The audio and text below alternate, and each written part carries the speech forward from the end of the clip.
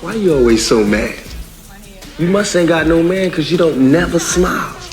Tout pas basé comme ça, li yon ti fam nan restoran, chita pou kol, li rive sou li di, pou ki sa ou toujou goude, ou gen le pa gen neg, sinon tou, ou gen le pa gen menaj, paske ba jen moun sou vizral jo. Tout pas di jen mi se, Do you? What do you want from me? e pi ti fam nan gat tout pas, tan li di tout pas, ki so vle de mwen? Think you kind of fly? Shit. We can start with your phone number. Pe tout pas lage kon sa, tout pas di, panse ou bel, ou gen swa go aksidan, kite nime ou telefon nou nan men.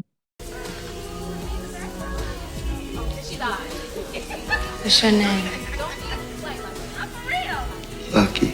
Mwen di, yes mse, ki jan weli? Tout pas di Lucky. Come here, Lucky. I want to whisper something to you.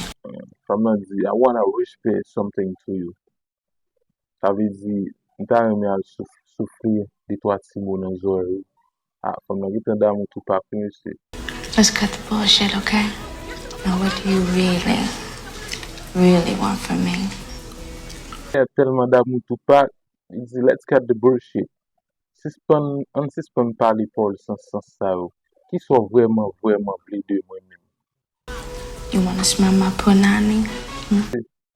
Ket, fama di tout pa, you wanna smell my punani?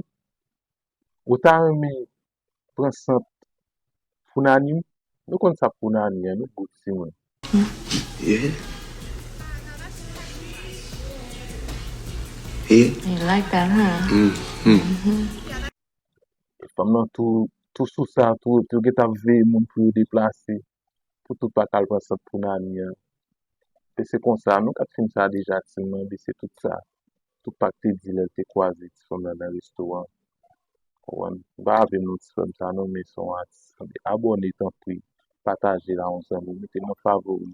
Abone, s'il vous plaît. Si video interesant, nou ka abone. Encouragez. Ok.